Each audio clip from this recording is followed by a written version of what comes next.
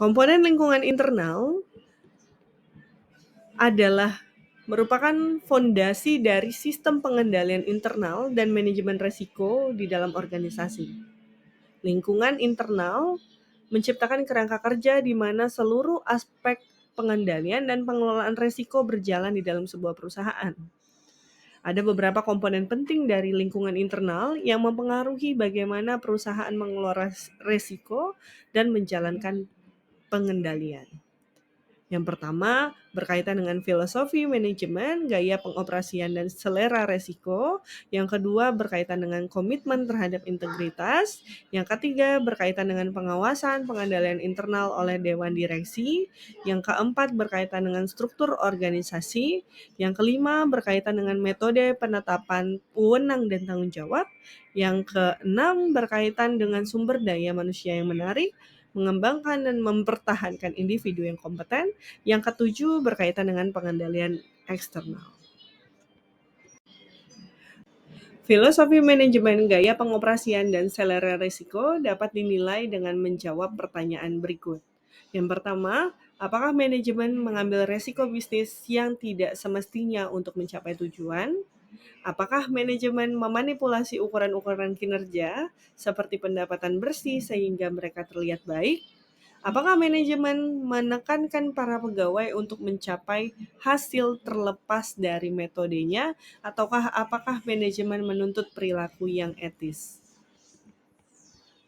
Nah, penerapan dari pencerminan nilai-nilai dalam filosofi manajemen, nilai keyakinan, prinsip yang dianut oleh pimpinan organisasi, ini akan mempengaruhi keputusan strategis dan bagaimana cara perusahaan mengelola risiko.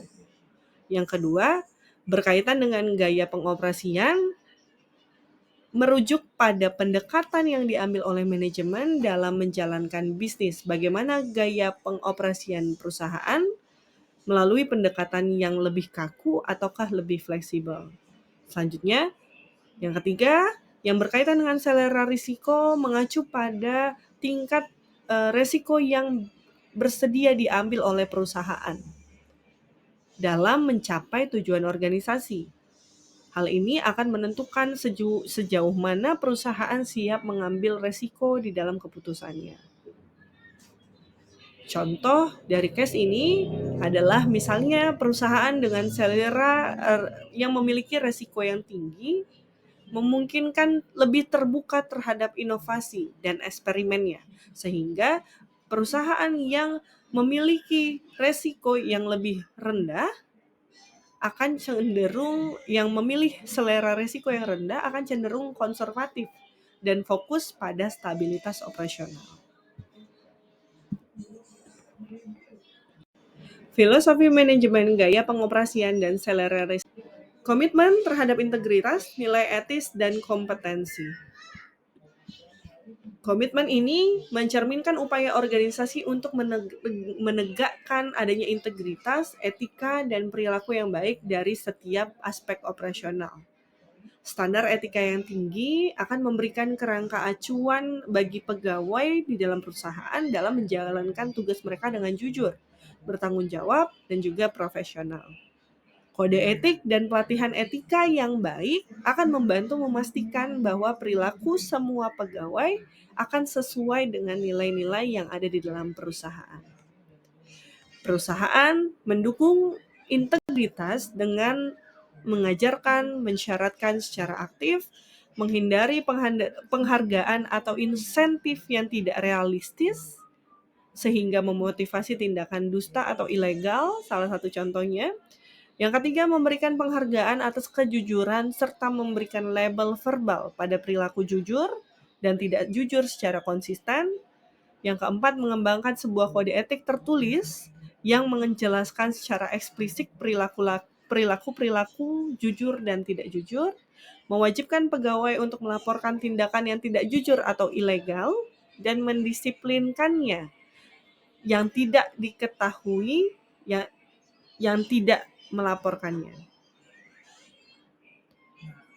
Dan yang mendisiplinkan pegawai yang diketahui tidak melaporkannya.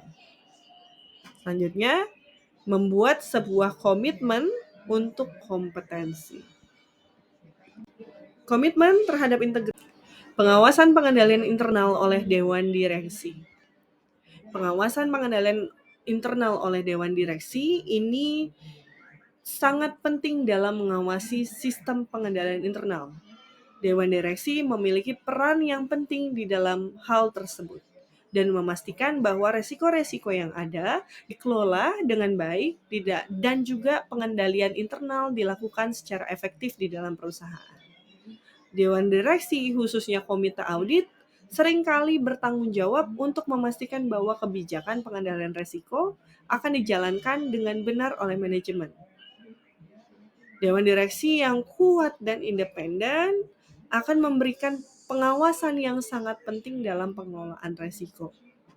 Salah satu contoh kegiatan yang dapat dilakukan dari hal ini yaitu Dewan Direksi mengadakan pertemuan rutin dengan manajemen misalnya untuk mengevaluasi laporan pengelolaan resiko dan memastikan langkah korektif yang diambil ketika hal tersebut diperlukan.